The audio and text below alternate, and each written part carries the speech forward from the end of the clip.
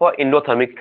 देखिए, जब हम इंडोथर्मिक प्रोसेस की बात करते हैं तो वहां पे वैसा प्रोसेस जो कि सराउंडिंग से हीट जब एब्जॉर्ब करता है सिस्टम, तो वह कहलाता है इंडोथर्मिक प्रोसेस। कहने का मतलब ये है कि अगर ये सराउंडिंग है, ठीक है ना, ये सराउंडिंग है और इसके अंदर सिस्टम है, तो यहाँ पे हीट का जो फ्लो होगा वो सराउंडिंग से सिस्टम की तरफ होगा। मतलब क्या है, सिस्टम जब हीट को एब्जॉर्ब कर रहा है, जब सिस्टम हीट एब्जॉर्ब करेगा तो उस केस में जो प्रोडक्ट बनेगा, मानिए कि कोई प्रोसेस ए से जा रहा है, ए से या रिएक्टेंट से जा रहा है प्रोडक्ट की तरफ, सपोज करिए यह रिएक्टेंट है, रिएक्टेंट से जा रहा है प्रोडक्ट। जब ये हीट अगर एब्जॉर्ब करता है, हीट अगर एब्जॉर्ब करता है तो प्रोडक्ट का जो हीट होगा, मतलब ये प्रोडक्ट का जो प्रोडक्ट का हीट होगा और रिएक्टेंट का हीट होगा, अगर मानिए इसका अगर 100 जूल अगर पहले था हीट, अगर वो कुछ अमाउंट में अगर एनर्जी एब्जॉर्ब करेगा, तो इस केस में क्या होगा, जितना एनर्जी एब्जॉर्ब करेगा उतना तो आखिर में पहले से बढ़ जाएगा ना, तो हीट का तो कभी लॉस होता नहीं है, तो क्या होगा, वापस इसमें क्या होगा, जुड़ जाएगा। मतलब ये है कि इस केस में क्यूपी की वैल्यू जो हो जाएगा, और आपको पता है क्यूपी की वैल्यू जो हो जाएगा वो क्यू आर से ज्यादा हो जाता है। जैसे समझिए यहाँ पे, तो ग्राफ को अगर आप रिप्रेजेंट करिएगा, तो ग्राफ में क्या होता है, अगर आप इधर से इधर आप इंथैल्पी दिखाते हैं, इधर ये अगर इंथैल्पी की बात कर लेते हैं और इधर बनाते हैं रिएक्शन कोऑर्डिनेट। रिएक्शन कोऑर्डिनेट वह होता है जो रिएक्शन टाइम के साथ कैसे प्रोसीड कर रहा है आगे, मतलब रिएक्टेंट से कैसे वो प्रोडक्ट में फॉर्म कर रहा है, वही होता है रिएक्शन कोऑर्डिनेट। और अगर आप रिएक्शन कोऑर्डिनेट को देखिएगा, रिएक्शन कोऑर्डिनेट को देखिएगा तो ग्राफ आपका क्या होता है, ये है रिएक्टेंट की एनर्जी, तो ये है रिएक्टेंट, ये है रिएक्टेंट, ये क्या करता है, पहले सिस्टम एनर्जी बढ़ा एंड आफ्टर दैट ये होता है। कहने का मतलब ये होता है कि अगर आप ग्राफ को अगर देखो, अगर आप इसके ग्राफ को अगर आप देखोगे, इसके अगर ग्राफ को देखोगे तो इसमें हो क्या रहा है कि यहाँ अभी सिस्टम सपोज करो कि इसका इंथैल्पी ये है, अगर कुछ हीट लिया, पहले क्या होता है, कोई भी रिएक्शन होता है तो पहले हीट क्या होता है, पहले हीट गेन किया जाता है सिस्टम, तो हीट किया, गेन किया, और गेन करने के बाद जब वापस जब प्रोडक्ट में कन्वर्ट होने लगा, प्रोडक्ट में कन्वर्ट होता है तो जितना हीट लेता है उससे या तो कम रिलीज करेगा या फिर उससे ज्यादा रिलीज करेगा। सपोज करिए कि हम सोए हुए हैं, हमको उठाने में आपको क्या लगा, एनर्जी लगा, तो पहले तो एनर्जी लगेगा ना, और जैसी एनर्जी लगेगा तो क्या होगा, इसका एनर्जी कंटेंट क्या होगा, बढ़ेगा, इसका इंथैल्पी क्या होगा, बढ़ेगा। और जब हम जग गए तो उसके बाद हम वर्क करने लगे, वर्क किए तो क्या होगा, एनर्जी वापस क्या होगा, निकलेगा। कहने का मतलब क्या है कि जितना एनर्जी लिए थे वो वापस क्या करेगा, अपना एनर्जी रिलीज करेंगे। तो जब एनर्जी रिलीज होगा तो या तो ज्यादा एनर्जी रिलीज होगा या फिर क्या होगा, कम एनर्जी रिलीज होगा। लेकिन ये जो पॉइंट आप देख रहे हो यहाँ पे, ये पॉइंट होता है एनर्जी बैरियर, ये होता है एनर्जी बैरियर। इसके बारे में काइनेटिक थ्योरी जब पढ़ेंगे तो बताएंगे आपको, अभी इस पे नहीं डिस्कशन करेंगे। ये एनर्जी बैरियर है। लेकिन ये देखो, पहले एनर्जी अगर सपोज करो ये था, ये है एच आर, ये रिएक्टेंट है तो एच आर, और ये प्रोडक्ट है तो प्रोडक्ट की एनर्जी होता है एचपी। आपको पता है कि प्रोडक्ट की एनर्जी जो है, प्रोडक्ट की जो एनर्जी है वो रिएक्टेंट से क्या है, इंथैल्पी जो है वो क्या है, रिएक्टेंट से ज्यादा है। मतलब क्या है कि आप देख रहे हो कि एचपी की वैल्यू क्या है, एचआर से ज्यादा है। एचपी की वैल्यू क्या है, एचआर से ज्यादा, और डेल्टा एच निकालेंगे हम तो ये होता है एचपी माइनस एचआर होता है, प्रोडक्ट माइनस रिएक्टेंट होता है, जिसकी वैल्यू जो होगा वो पॉजिटिव आएगा। और आपको कल बताए थे कि जब भी डेल्टा एच की वैल्यू पॉजिटिव होता है तो उस केस में वह प्रोसेस इंडोथर्मिक होता है। वो प्रोसेस क्या होता है, इंडोथर्मिक। कहने का मतलब ये है कि देखो, पहले एनर्जी इतना था, अब ये जो इतना एनर्जी है वो कहां से आएगा, तो वो सराउंडिंग से क्या किया, एब्जॉर्ब किया, क्योंकि ये इतना एनर्जी था पहले, और वापस रिएक्शन हुआ और माने 100 जूल था एनर्जी, 100 जूल था, सपोज करिए 100 जूल एनर्जी था, जब रिएक्शन प्रोसीड किया तो प्रोडक्ट का एनर्जी 120 आ गया। ये 100 नहीं आया, कितना आया, 120। 20 जूल लिया कहां से, तो वो सराउंडिंग से गेन कर लिया। और वह जो प्रोसेस है वह कहलाता है इंडोथर्मिक। इंडोथर्मिक का कभी भी एनर्जी का ग्राफ रिएक्टेंट से क्या रहेगा, ऊपर में ही आएगा, नीचे आने वाला नहीं है। और एक होता है एक्सोथर्मिक की बात, ये था इंडोथर्मिक की प्रोसेस। ये ग्राफ है आपका, ये ग्राफ है इंडोथर्मिक का, इंडोथर्मिक का ग्राफ याद रखिएगा, ये इंडोथर्मिक का ग्राफ है। अगर आप एक्सोथर्मिक की बात करेंगे तो सेम ग्राफ में यहाँ पे क्या होगा, अगर सपोज करिए कि ये सराउंडिंग है और ये सिस्टम है, जब प्रोसेस होगा तब प्रोसेस होने के बाद ये होता है क्या है कि सिस्टम से सराउंडिंग में हीट एक्सचेंज होता है, सिस्टम से सराउंडिंग में जाता है हीट, और जब सिस्टम से सराउंडिंग में हीट जाएगा तो ग्राफ कैसे होता है, ग्राफ आपका हो जाएगा, ये सपोज करिए यहाँ पे इंथैल्पी है, ये अगर इंथैल्पी है और ये है रिएक्शन कोऑर्डिनेट, ये अगर यहाँ पे अगर रिएक्शन कोऑर्डिनेट है तो ग्राफ कैसे होता है, देखना ये ग्राफ कैसे होता है। मानिए कि यहाँ से ग्राफ, यहाँ से इनिशिएट हुआ ग्राफ, और ये ग्राफ यहाँ से आने के बाद ये क्या करता है, पहले ऊपर जाता है और वापस नीचे आ जाएगा यहाँ पे।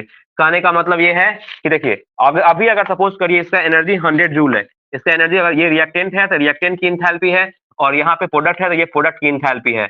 अगर ये 100 जूल है, सपोज करो स्टार्ट हुआ 100 जूल से और वापस यहाँ पे आके 50 जूल हो गया, मतलब पहले 100 जूल था, अभी कितना हो गया 50, तो 50 कहाँ गया, तो 50 सिस्टम से सराउंडिंग में चला गया, सिस्टम से कहाँ चला गया वो। और जब भी कोई सिस्टम अगर एनर्जी रिलीज करता है, एंथैल्पी रिलीज करता है, तो वह प्रोसेस जो होता है, वह जो प्रोसेस होता है वो एक्सोथर्मिक प्रोसेस होता है। तो ये आपका जो ग्राफ है वो एक्सोथर्मिक का ग्राफ है।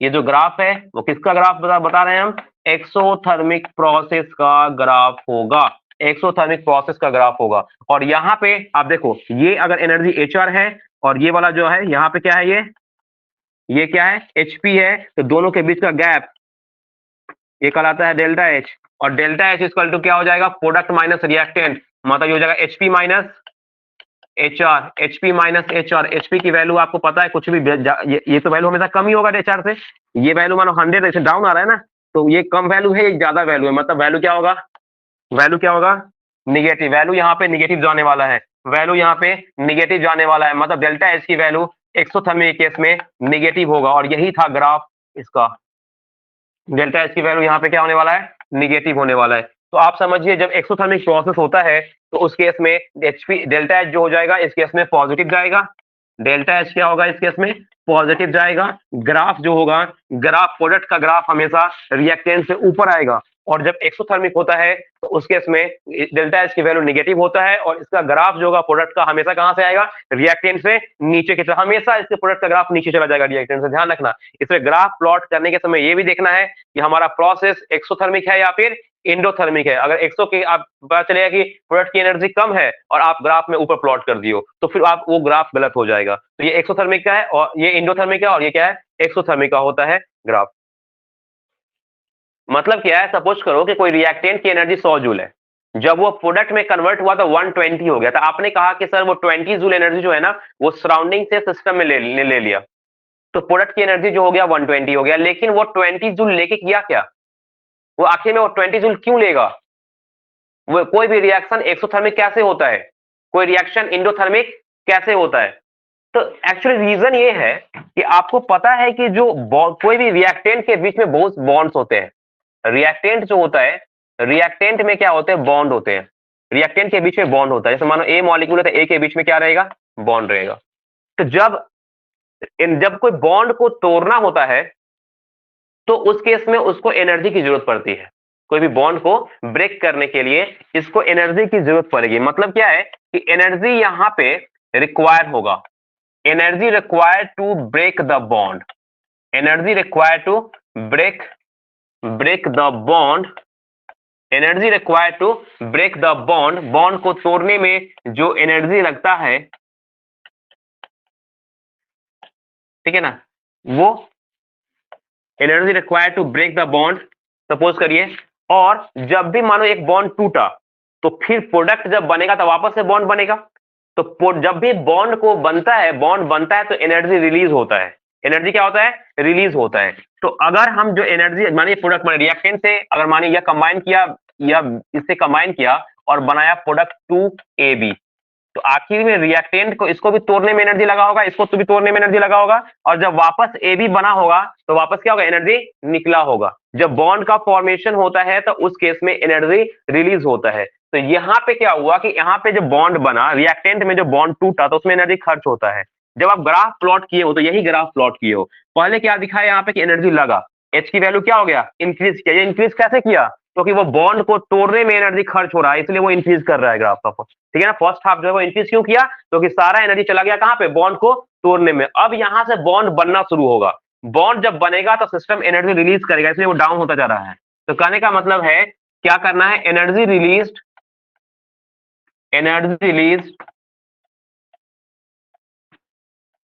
During bond formation, energy release during bond formation, energy release during, देखो अगर प्रोडक्ट आप देख रहे हो, प्रोडक्ट में क्या हो रहा है, जब बॉन्ड बन रहा है तो एनर्जी क्या हो रहा है, निकल रहा है। तो अगर आप जानते हो डेल्टा एच इक्वल टू होता है HP minus HR, HP minus HR।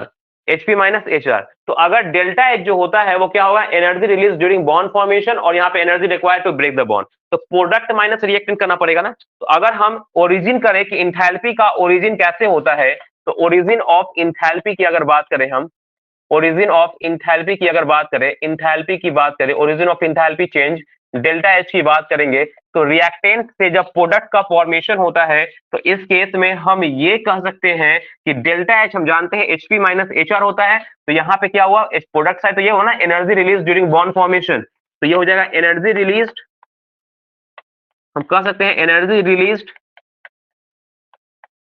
During bond formation, energy release during bond formation, energy release during bond formation minus है energy required to break the bond, energy required to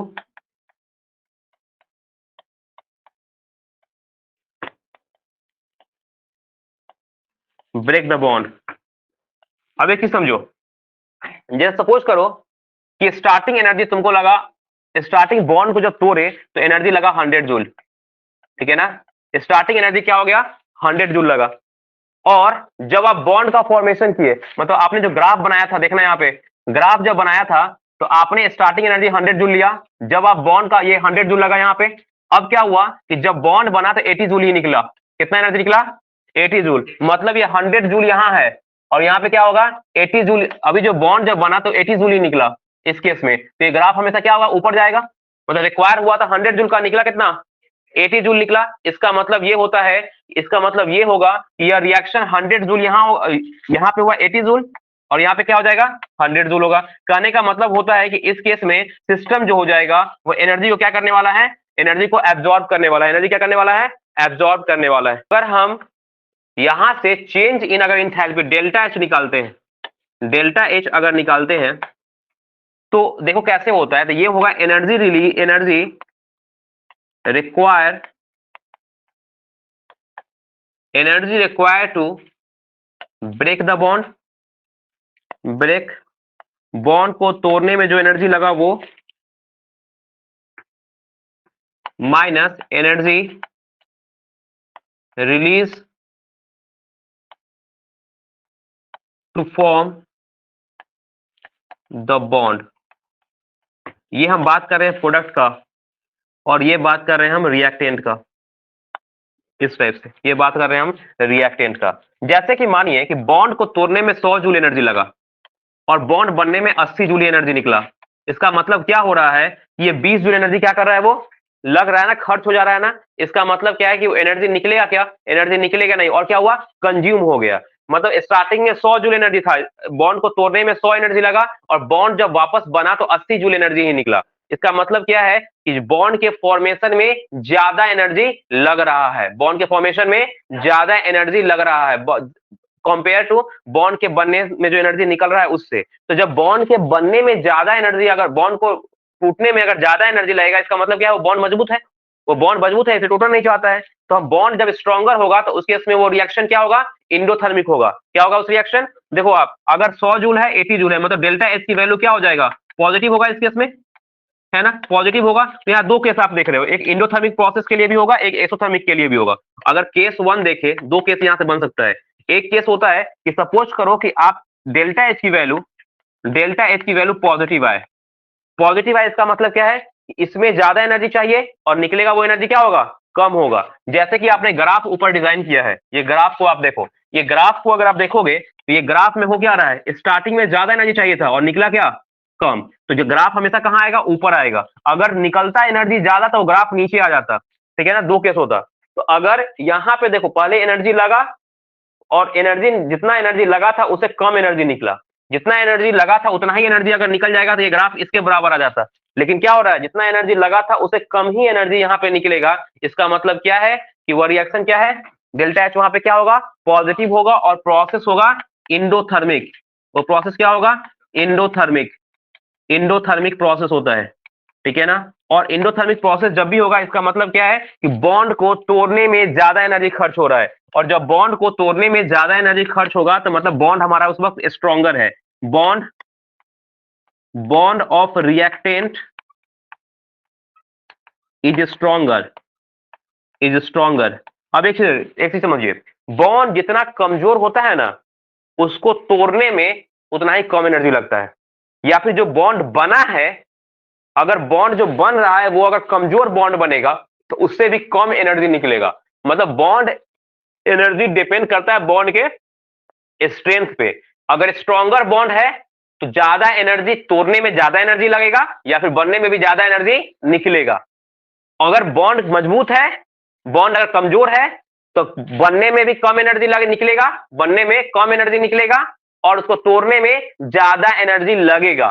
तो आप देखो, product side energy कम है, इसका मतलब जो product का bond बन रहा है वो कमजोर है या मजबूत? तो आप देखो, कमजोर है। क्या है वो? कमजोर है। सीधा यही समझना है कि एनर्जी कम तो बॉन्ड स्ट्रेंथ भी कम, एनर्जी ज्यादा तो बॉन्ड स्ट्रेंथ भी ज्यादा। मतलब क्या है कि बॉन्ड स्ट्रेंथ, बॉन्ड की मजबूती डिपेंड करता है किसके? एनर्जी पे डिपेंड करता है। बॉन्ड एनर्जी पे डिपेंड करता है, बॉन्ड एनर्जी पे डिपेंड करता है। आप देखो कि इंडोथर्मिक प्रोसेस में रिएक्टेंट की एनर्जी क्या था? इंडोथर्मिक प्रोसेस में रिएक्टेंट की एनर्जी ज्यादा था, ये ज्यादा था ना, और प्रोडक्ट क्या था? कम था। आप देखो, रिएक्टेंट की एनर्जी ज्यादा है और प्रोडक्ट की एनर्जी क्या है? कम। तो इस केस में सीधा समझना कि एनर्जी कम निकल रहा है। एनर्जी क्या हो रहा है? कम निकल रहा है, या फिर एनर्जी और खर्च ही हो जा रहा है। जब एनर्जी खर्च होगा, इसका मतलब ये 100 जूल था और यहाँ पे कितना है? 80 जूल ही है। इसका मतलब क्या है कि जितना निकलना चाहिए था निकला नहीं, और 20 जूल क्या हो गया इसमें? कंज्यूम हो गया। इसका मतलब यह है कि रिएक्टेंट का एनर्जी, रिएक्टेंट का बॉन्ड मजबूत है और प्रोडक्ट का बॉन्ड क्या है? कमजोर है। एंड द प्रोडक्ट,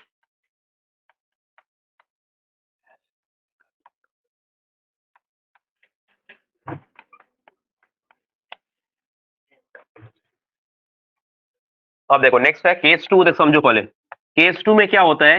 अगर डेल्टा एच की वैल्यू अगर निगेटिव आए, निगेटिव पाने का मतलब क्या है? ये 100 जूल था सपोज करिए, और ये हो गया, ये अगर आया 120, ये आया 120, कहने का मतलब क्या है कि जितना एनर्जी बॉन्ड को बनने में लग रहा है उससे ज्यादा एनर्जी बॉन्ड को टूटने में निकल रहा है। मतलब जितना एनर्जी बॉन्ड को बनने में लग रहा है उससे ज्यादा एनर्जी बॉन्ड को टूटने में वो निकल रहा है। मतलब क्या है कि बॉन्ड, जब जितना एनर्जी बॉन्ड को टूटने में लग रहा है, यहां पर समझिएगा, जितना एनर्जी बॉन्ड को टूटने में लग रहा है उससे ज्यादा एनर्जी बॉन्ड को बनने में लग रहा है प्रोडक्ट साइड। तो बॉन्ड की एनर्जी जब प्रोडक्ट साइड आएगा तो ज्यादा निकल रहा है। इसका मतलब क्या है कि जितना ज्यादा एनर्जी निकलेगा उतना ज्यादा स्ट्रॉन्गर बॉन्ड होगा। मतलब बॉन्ड जितना ज्यादा स्ट्रॉन्गर होता है ना, उतना ही ज्यादा एनर्जी उसमें से निकलता है। ध्यान रखिएगा इधर। कहने का मतलब हम कह सकते हैं कि प्रोडक्ट का बॉन्ड मजबूत है और रिएक्टेंट का बॉन्ड उसके कंपेयर में क्या है? कमजोर है। तो हम कह सकते हैं यह प्रोसेस हो गया एक्सोथर्मिक। यह प्रोसेस जो होगा वो क्या होगा? एक्सोथर्मिक होगा। एक्सोथर्मिक प्रोसेस होता है। और बॉन्ड स्ट्रेंथ अगर देखोगे, बॉन्ड ऑफ रिएक्टेंट, रिएक्टेंट का जो बॉन्ड होता है is weaker then, weaker than weaker than the bond, or bond of reactant, bond of reactant is weaker than the bond of product,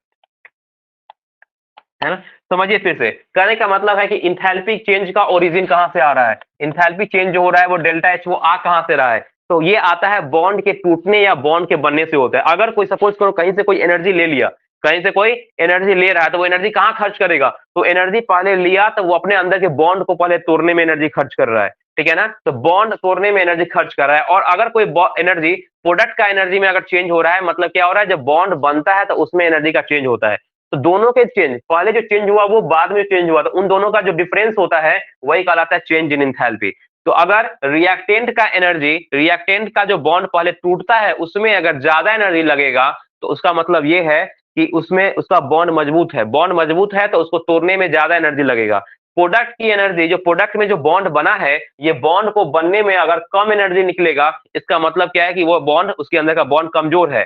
तो जब इंडोथर्मिक प्रोसेस होता है तो रिएक्टेंट की एनर्जी ज्यादा होता है प्रोडक्ट से। जब रिएक्टेंट की एनर्जी उस केस में अगर ज्यादा होगा तो रिएक्टेंट का बॉन्ड भी उस केस में ज्यादा स्ट्रॉन्गर होगा। अगर एक्सोथर्मिक प्रोसेस होता है तो प्रोडक्ट में जो बनता है तो प्रोडक्ट में ज्यादा एनर्जी निकलता है, ज्यादा प्रोडक्ट का जब बॉन्ड का फॉर्मेशन होगा तो ज्यादा एनर्जी निकलेगा, ज्यादा एनर्जी निकलेगा बॉन्ड के फॉर्मेशन में। कहने का मतलब ये है कि प्रोडक्ट के बीच का जो बॉन्ड है, प्रोडक्ट के जो एटम या मॉलिक्यूल है उसके बीच का जो बॉन्ड है वो ज्यादा स्ट्रॉन्गर है। तो सीधा समझना है, इंडोथर्मिक में जो प्रोडक्ट बनेगा वह थोड़ा कम स्टेबल होगा, और एक्सोथर्मिक में जो होता है वो प्रोडक्ट जो बनेगा वो थोड़ा सा ज्यादा स्टेबल होता है, उसके बीच बॉन्ड थोड़ा मजबूत बनता है।